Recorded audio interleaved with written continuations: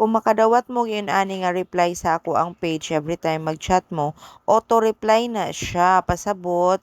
if ever mag-PM mo sa ato ang page, kung dili pa ta available, mauna nga to ang gina-reply. Kay naamang gud tay customer gahapon nga gabi na siya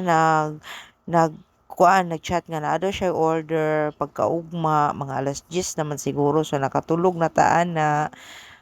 Ambot lang po kay para sa ako sa iyang reply mura siya reaction siguro na siya pangluod kay nagtuo siguro siya ako nag-reply din maoro to kong reply wala ako natubag ang iyang pangutana nagtuo siguro siya og dili ko interesado nga kuhaon iyahang order mao na iya na lang gi-cancel ang iyang order. Mao nang inform lang ta mo ha kung makadawat mo ginani nga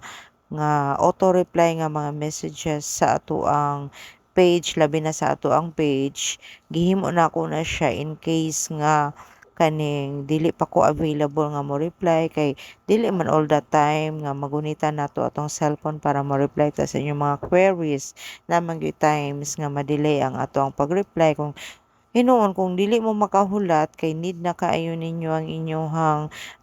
confirmation para sa inyong order, okay ra na siya makasabot ra mo ra ko nga mag-cancel ra mo. Pero kung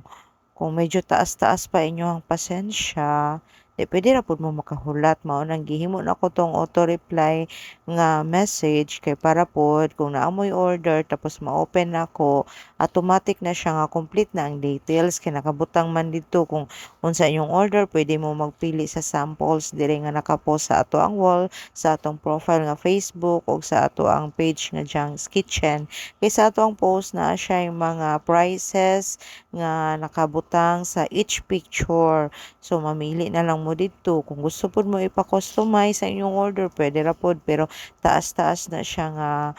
chat no kay kinahanglan man nyo ipa-customize sa inyong order. Tapos kinahanglan kompleto ang details kung mag-order kay para dili ta magbalik-balik og pangutana kay usahay wala tay signal ni kamo po di pud mo available sumalangan ang pag-order nato. Ibutang na ninyo diretso ang date, ang time, ang location, pati ang contacts, kung i-deliver ba or pick up ba siya. Pero gina-encourage na ako kana sa mga lagyo, kung pwede dili mo mag-rush order kay labi na kung ipa-deliver ninyo kay usahay dili available ang amo ang delivery ana nga day kung sa layo kung daghan mig delivery lang within dire sa ipil. Unsa ka ni si ma'am no nang luod baka ni siya sa iyang reply no kay nagpasalamat pa siya sa ako ang response. Kaso gi-cancel na niya iyang order without any reasons. Ano i-cancel niya nga wala pa man unta ako ka-reply nga personal reply nako sa iya kay auto reply pa man ang na send niya nga message basi nagtuog gid si ma'am bangay ginabaliwala lang nato no.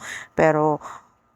so far kanang mga messages ninyo basta dili lang ko busy ako ra yun na siyang i-open ug mutubag sa inyong queries pero katong mga customer nga medyo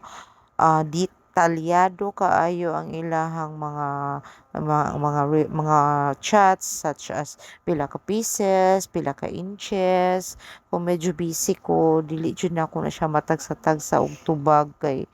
kinahanglan na siya taas nga pasensya og oras para ma-replyan mo kay syempre na ang di man nato memorize kung pila ka pieces na siya example assorted usay ginaihap pa nato na siya sa picture pero what you see is what you get kung unsa nang naa sa picture mao gyud na siya ang inyong ma-receive kung mao man na inyong order pwera na lang sa assorted kung unsay available ana nga day no so maura na karong hapuna ayaw kalimot follow like and share only from Jang's Kitchen.